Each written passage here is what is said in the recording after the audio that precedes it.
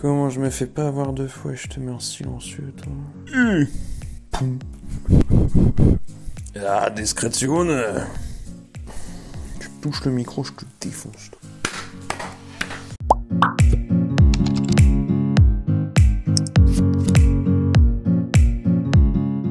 Salut à tous, c'est Franck de Julie et Franck. Bienvenue dans cette nouvelle vidéo dans laquelle je vais vous parler de 3 choses qui devraient être interdites aujourd'hui en 2021.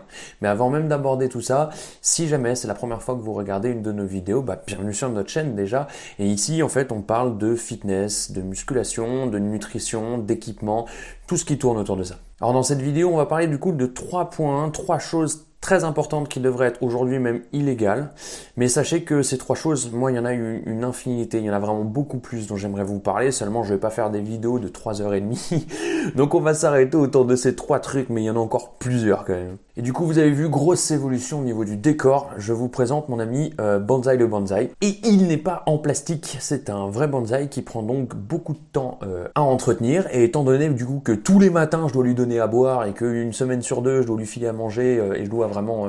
je me disais que je pouvais peut-être... Non, c'est de la merde tout ça, je sais même pas si je vais parler de toi. Bref, c'est un bonsaï. Alors je sais, on dit bonsaï là, mais c'est ultra chiant. Un bonsaï c'est quand même beaucoup plus stylé quoi, ça fait un peu ninja comme plante quoi. Ninja.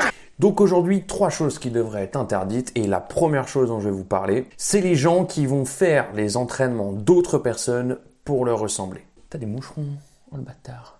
Dégage. Touche pas! Donc aujourd'hui, c'est quelque chose qui se fait beaucoup, on le retrouve sur tous les réseaux sociaux, les grands noms du fitness sur les réseaux sociaux vont vous montrer leur style d'entraînement, leur montrer des séances où il faut swiper pour aller au prochain exercice. Vous connaissez tout ce truc et il y a énormément de personnes du coup qui vont dire « Waouh, sacré physique, je veux lui ressembler, je vais regarder ce qu'elle fait ou ce qu'il fait ». Et je vais le mettre en place moi aussi pour réussir à obtenir ce genre de physique. Or, mais il n'y a que des raisons pour qu'en faisant ça, vous n'arriviez pas à obtenir ce physique. Il n'y a que ça, il n'y a même pas une seule raison qui pourrait donner. Déjà numéro 1, vous savez que construire un physique, ça prend du temps. Et plus un physique va être imposant et plus ça a pris du temps à la personne de l'obtenir. Donc vous imaginez bien que le physique qu'il affiche sur cette vidéo, c'est pas l'entraînement qu'il est en train de faire qui lui a permis de l'obtenir, mais c'est bien les X années qu'il y a avant. Et vous imaginez bien que s'il a réussi à obtenir un bon physique, c'est qu'il a normalement quelque part un petit peu de connaissance en termes de programmation et de travail, et donc qu'il a dû changer de cycle. Enfin, il n'a pas fait le même entraînement les 6 dernières années juste avant pour obtenir ce physique-là. Non, il a dû faire évoluer, c'est toute une logique qu'il a mise en place. Donc vous imaginez bien que si vous arrivez à un instant T, c'est certainement pas cet entraînement-là qui lui a permis d'obtenir tout. Donc déjà là-dessus, ça tient pas la route. Ensuite, ça je pense que tout le monde s'en doute un petit peu, mais c'est quand même très important de le rappeler. Une énorme partie des gens qui affichent des gros physiques sur les réseaux sociaux prennent des produits que vous n'avez pas envie de prendre et des produits qui sont interdits par la loi française au passage. Donc bien entendu, l'impact, je dis pas que qu'ils n'ont pas travaillé pour obtenir le physique. Je dis juste que l'impact des produits, c'est énorme. Et donc bien entendu, si vous ne faites que son entraînement, même si vous faites le même entraînement qu'il a fait ces X dernières années, vous n'obtiendrez pas du tout le même résultat, juste grâce à cette partie variable qui est les produits qui sont un petit peu illégaux. Bonsoir monsieur, police nationale. Si on va même un tout petit peu plus loin, il y a la génétique aussi. Enfin, ce qu'on met sur le dos de la génétique, qui, on le verra dans une prochaine vidéo, n'est pas forcément que de la génétique. Mais tout ce qui est autour de la génétique, on n'est pas fait pareil, on n'a pas le même passé, on n'a pas les mêmes gènes. Donc bien entendu, le même entraînement ne donnera pas les mêmes résultats, c'est évident. Donc en fait, il n'y a que des raisons pour ne pas faire l'entraînement de quelqu'un si vous voulez lui ressembler. Ça n'a pas de sens. Et même chercher à ressembler à quelqu'un, ça n'a pas de sens non plus. Regardez le nombre de personnes qui ont idolâtré Schwarzenegger et qui s'entraînaient exactement comme lui. Est-ce que vous pouvez me citer une personne qui lui a ressemblé au final? Je suis pas bien sûr, à part des bodybuilders pro et encore. Enfin, ça dépend de chaque personne, mais on pense que personne n'a vraiment égalé son physique aussi. Valgire's only hope for better health is to stop injecting. Gardez juste en tête que quand on est influenceur sur les réseaux sociaux, il faut rester constamment visible, il faut constamment produire du contenu et donc ça c'est du contenu facile en termes d'imagination à produire, montrer des entraînements, pouf paf pouf, on met quelques exercices à la suite les uns des autres, même si c'est des choses qu'on fait pas du tout, on publie ça et ça fait de l'audience, les gens s'intéressent un peu plus. Vous savez comment ça marche, le contenu c'est un petit peu la base de tout aujourd'hui. Donc, c'est très intéressant de regarder ces contenus-là parce que ça peut vous donner de l'imagination. C'est très intéressant de faire leurs entraînements si par exemple vous ne vous entraîniez pas du tout avant, ça peut être que du positif parce que l'activité physique, c'est que du positif si on n'en avait pas avant. Mais par contre, toutes les personnes qui partent du principe qu'en faisant ces entraînements-là, on va ressembler à ces personnes, c'est là où il y a un petit souci. Il fait trop chaud, je peux enlever mon pantalon et vous n'y verrez rien. Non, je suis en short en dessous, tranquille. Hop là. C'est classe. Deuxième point qui devrait être interdit aujourd'hui en 2021, c'est tous les influenceurs qui promettent des choses interdites, je me fatigue.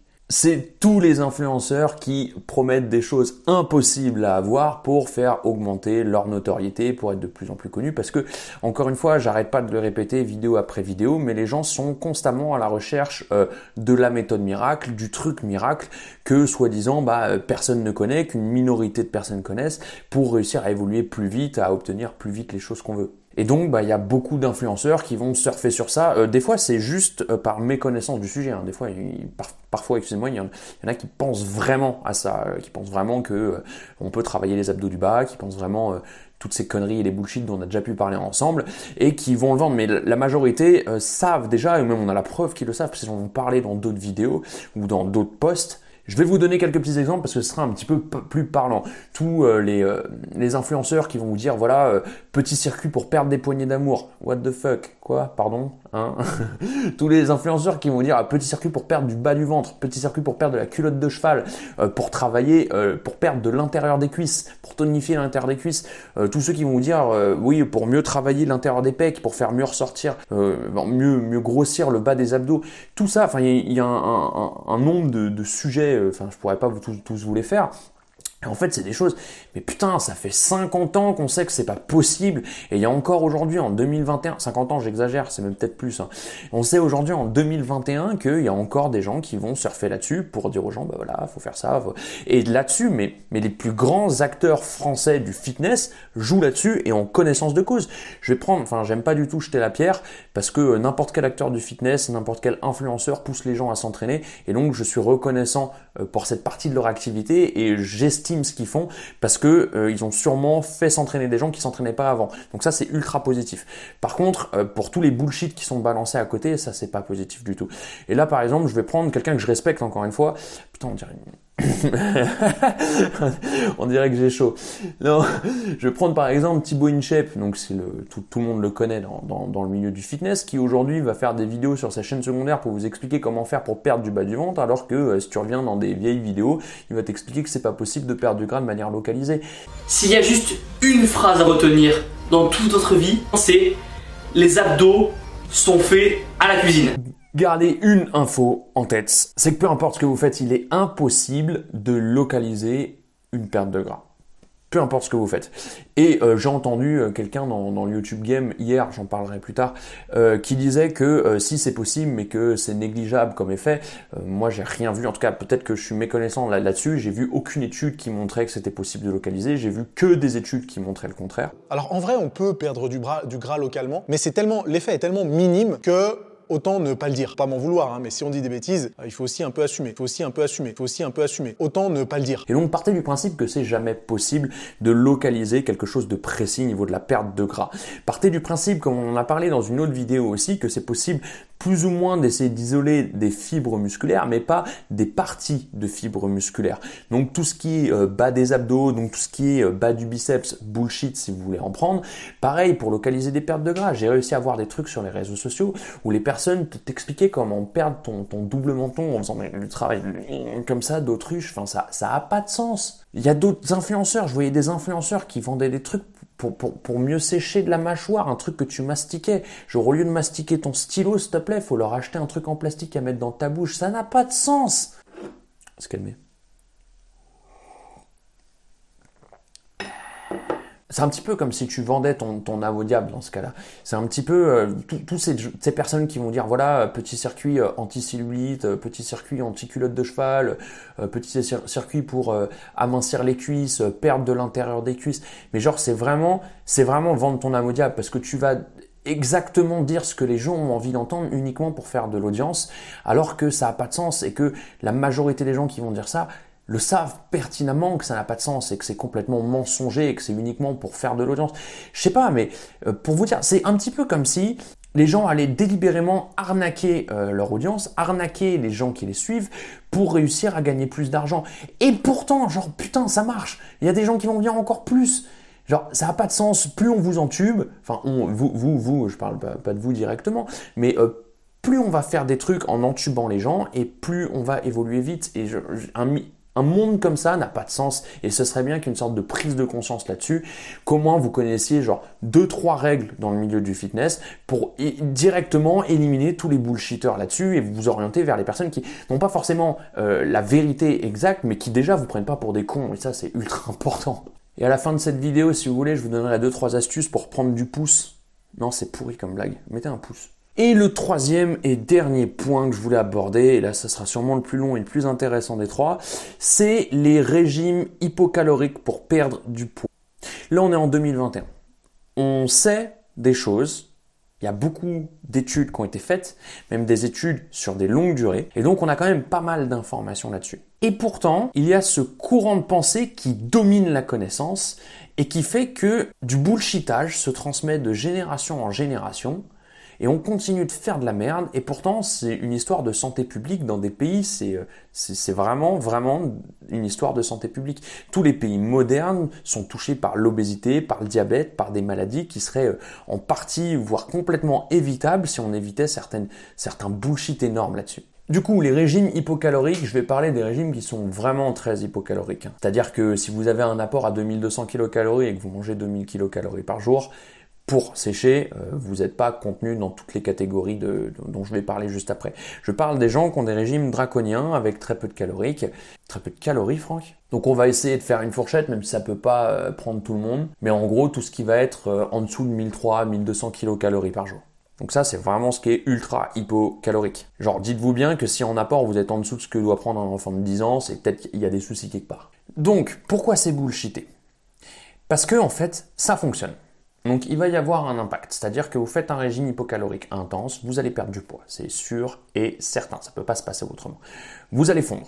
Alors bien sûr, si ça fait des années, je reviendrai dessus, mais bien sûr, si ça fait des années que vous le faites, au bout d'un moment, ça va se limiter comme effet.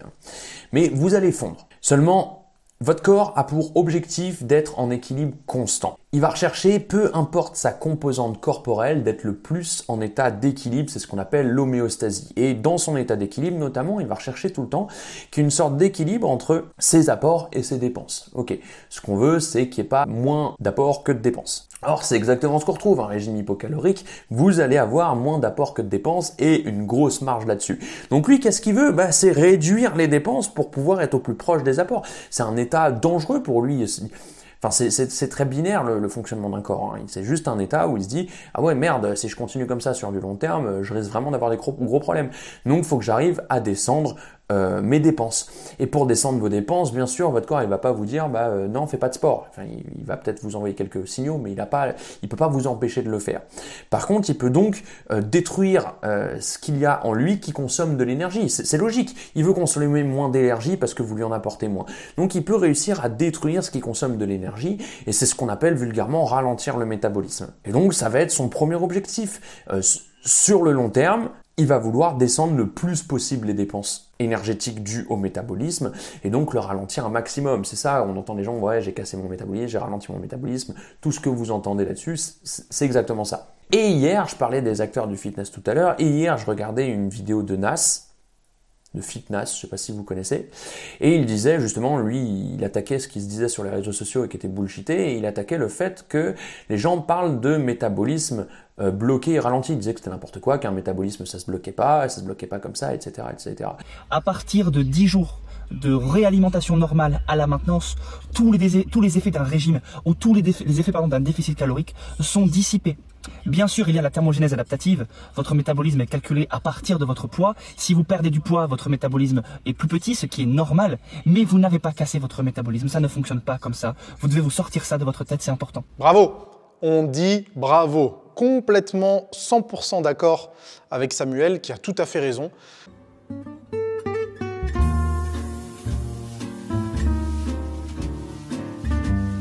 pas m'en vouloir, hein, mais si on dit des bêtises, il faut aussi un peu assumer. Il faut aussi un peu assumer. Il faut aussi un peu assumer. Autant ne pas le dire. Et moi, ça m'a fait bondir. À chaque fois que je regarde des vidéos, enfin, je regarde énormément de vidéos sur les réseaux sociaux sur les thèmes que j'aborde, justement parce que je suis quelqu'un qui aime beaucoup débattre et quand je vais voir des vidéos, la plupart du temps, je vais pas être d'accord, je vais m'exciter dans mon coin, ça va me donner des idées de vidéos pour la suite et je vais balancer. Et donc, il disait qu'il n'était pas d'accord avec cette idée de métabolisme ralenti ou métabolisme bloqué. Il disait que c'était pas comme ça, que ça mettait beaucoup plus de temps, que c'était pas en 4 semaines que ça se faisait. Là-dessus, je suis pas d'accord avec lui. Oui, c'est pas en 4 semaines, sauf qu'il n'a pas l'empathie. Je pense qu'il a jamais rencontré de public que moi j'ai rencontré dans mes coachings, par exemple. Il a jamais rencontré de personnes qui, ça fait 5 ans, qui sont en dessous des 1500 ou voire 1200 kilocalories par jour, malgré quelques écarts. Tout le monde fait des petits écarts, mais en moyenne, ils sont en dessous de ça depuis 5 ans. Et donc, ils se retrouvent dans un état où le corps est complètement bloqué. Et je me demande si ce public, il l'a déjà rencontré, parce qu'il y a vraiment, il y en a partout des gens comme ça, il y en a partout, c'est surtout les filles d'ailleurs, mais il y a aussi des gars, moi je m'occupe de gars qui sont comme ça. Et donc je trouve qu'il manque énormément d'empathie là-dessus, si c'est largement possible, et même il parle d'études qui montrent que c'est pas possible. Moi, j'ai vu que le contraire dans toutes les études que j'ai lues et je vais vous en parler juste après. Mais les études montrent justement que plus un régime est draconien, plus il va ralentir le métabolisme, surtout sur les régimes à long terme. Et vous allez mettre des années, mais vraiment, je pèse mes mots, je vous donnerai les chiffres, des années à récupérer de ce métabolisme ralenti. Pourquoi j'ai abordé ce sujet d'ailleurs, je n'arrête pas de m'autocouper, c'est parce que j'ai un de mes clients qui m'a dit oui, je vais passer, là j'ai une deadline, dans 2 mois je pars en vacances avec des copains. Grab a drink, get those clothes off, let's get in the pool. Get in the pool. Time to get in the pool. Et je veux vraiment sécher un maximum, donc je vais passer sur un régime à 1000 kilocalories par jour. Je parle d'un mec costaud. Enfin, il a du surpoids, mais il est très musclé, il est volumineux, on va dire. Je parle d'un mec costaud. Et il veut passer à 1000 kilocalories par jour. Qu'est-ce qui va se passer? Il va réussir à perdre du poids. Bon, il ressemblera jamais à ce qu'il veut ressembler en ayant un régime aussi draconien, mais il va réussir à fondre d'ici sa deadline, c'est sûr et certain. Arrivé à sa deadline, il va partir avec ses potes, donc 2 mois à ce régime-là, on n'est pas sur du 4 semaines, on est sur du 8 semaines. Il va avoir le métabolisme, déjà qu'il a un métabolisme quand même qui est assez ralenti, il va avoir le métabolisme le plus ralenti du monde, il va arriver là-bas, c'est les vacances. Vous savez comment ça se passe les vacances, si tu as tous tes potes qui font la fête à côté de toi, tu vas pas boire ton truc diète et les regarder bouffer sans bouffer. Get in the pool. Time to get in the pool. Et donc, il va avoir un énorme bond et il va absolument tout regagner, voire prendre plus et avoir un changement de composition, plus un métabolisme ralenti qui mettra des mois et des mois à récupérer. Donc, en fait, il aura tout fait pour une deadline où au final, le jour J, il sera pas content du résultat. Et en plus de ça, il va mettre des mois à récupérer sa connerie, voire des années. Sur les études qui ont été faites, il y en a 2 très importantes. Il y a une première étude qui, dans son résultat, souligne le fait que 80% des gens qui font des régimes hypocaloriques importants reprennent au minimum leur poids de départ. No, God, please, no! Ça veut dire que 80% des gens vont finir au minimum comme ils étaient avant, voire plus gros. Déjà, à partir de ce moment-là, on se dit, waouh, c'est quoi ce chiffre? C'est violent quand même. Et il y a un autre truc qui a été fait. Vous savez, il y a des émissions américaines où le principe, c'est d'encadrer des gens dans leur perte de poids. Ils sont vraiment en obésité morbide avancée. Et donc, on leur fait faire du sport tous les jours. Ils sont encadrés par des médecins et ils ont des régimes stricts. Et ils arrivent tous à perdre du poids. Et ils ont fait une étude sur des gens qui sortaient de ça. Et donc, sur tous les participants, en moyenne, ils avaient perdu en 7 mois un truc genre 48 kilos. Enfin, un truc énorme. Ils avaient tous perdu beaucoup de poids. Et ils voulaient voir comment les gens, après, les années qui suivent, s'en sortaient et qu'est-ce qui se passait. Et sur ces gens, bon, ils sont une énorme majorité à avoir repris quasiment tout le poids. Et en fait, ils ont fait juste des calculs, ce qui est ça qui est très intéressant dans cette étude. Ils ont fait des calculs pour savoir exactement où en était leur métabolisme. Et ils remarquaient que 6 ans après, ils avaient toujours des métabolismes ralentis. Surprise, motherfucker! 6 ans après, je sais pas si on se rend bien compte. Et donc, en moyenne sur ces gens-là, sur ce public-là, ils dépensaient en moyenne 500 kilocalories par jour de moins que les personnes du même gabarit. Je sais pas si vous vous rendez compte, 500 kilocalories d'écart. Et donc, en fait, ce que ça veut dire, c'est qu'en sortant d'un régime draconien, si on veut garder les bénéfices qu'on a eus, il va falloir que toute sa vie on se prive. Est-ce que ça a du sens? Aucun sens. 80% des gens reprennent au minimum leur poids de départ, une immense majorité. Ils montraient quand même qu'il y a des petits bénéfices, que en moyenne, ils arrivaient à garder près de 10% de leur régime, des gains de leur régime. Mais qu'est-ce que c'est 10% des gains de leur régime? C'est de la merde. Enfin, on va pas se lancer là-dedans, ça a aucun sens. Et donc, on se rend compte d'après toutes les études qu'on voit là-dessus que le régime hypocalorique, ça fait quand même des années qu'on sait que c'est de la grosse merde. Et aujourd'hui, c'est ce qui se fait encore partout. Aujourd'hui, vous vous inscrivez sur Comme J'aime. Il me reste 20 secondes là. Oh fuck. Faites-moi penser, Comme J'aime. Je relance la vidéo. Et là, tu fais la thé là. Tu vois mes yeux là? Je suis Bernard Kelletti, le fondateur de Comme J'aime. Comme j'aime, comme j'aime, comme j'aime, comme j'aime, comme j'aime, comme j'aime, comme j'aime. Ils vous proposent tous des régimes autour de 1200 kcal par jour. Bien sûr qu'il va y avoir des résultats. Bien sûr, on est convaincu de ce que ça vous offre. Marche, ça marche, ça marche. Bien sûr qu'il va y avoir des résultats, que les personnes vont réussir à perdre du poids, genre à ce niveau-là d'apport calorique, bien sûr, c'est ça où ils crèvent les gens de toute façon. Gratuit, gratuit, gratuit. Mais seulement, bien sûr, tout autant que la majorité des gens qui vont suivre ce genre de régime vont tout reprendre dès qu'ils vont manger normalement. Et même s'ils le font graduellement, ça n'a aucun sens. Ils vont en fait avoir plus de dégâts qu'ils ont eu de bénéfices. Déjà, ils ne seront jamais satisfaits du résultat parce que ça, faut juste le comprendre que peu importe ton physique, même les plus grands bodybuilders, même les plus grands fit girls, n'importe qui sur Terre, à part ceux qui vous mentent, ne sont jamais satisfaits du résultat de leur physique. Ça, c'est naturel et c'est humain. Mais en plus, ils vont tout détériorer, donc ils vont tout reprendre. Donc ça va être un combat au quotidien après pour avoir un physique normal. C'est-à-dire qu'ils vont même réussir à retourner à un physique qu'ils avaient avant en faisant attention. Enfin, je sais pas si vous vous rendez compte. Genre, tu vas partir d'un point A qui était déjà difficile, que tu avais du mal à supporter, pour revenir à ce point A avec encore plus de complexité à tenir ce point A et pas aller encore plus loin. C'est des infos qui, pour moi, sont vraiment capitales à avoir en tête. C'est vraiment capital que ça soit dans les connaissances de base des gens dès qu'ils s'intéressent un peu au sport. Pour moi, il y a quand même des choses qui devraient être apprises dès le lycée ou dès le collège, qui sont vraiment importantes pour une hygiène de vie et pour une histoire de santé publique.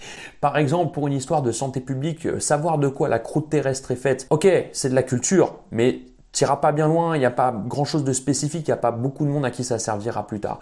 Par contre, de savoir ce genre de bullshit que dès que tu es au collège, tu sais déjà que faut manger correctement, que ça sert à rien de bouffer comme une merde et de faire un régime derrière quand l'été arrive, que tous ces petits trucs que te détruisent le plus possible, si on pouvait apprendre aux gens dès leur enfance déjà quelques idées de base là-dessus, que ça soit pour le poids, moi c'est le plus important, hein. Là c'est une histoire de santé publique, mais même pour le physique, dans les cours de sport, c'est des choses qui sont logiques à apprendre. On apprend les règles de sport qu'on fera que en EPS dans notre vie. Bah, pourquoi pas aussi apprendre des règles sur notre corps? Enfin, c'est con, mais si, c'est vrai.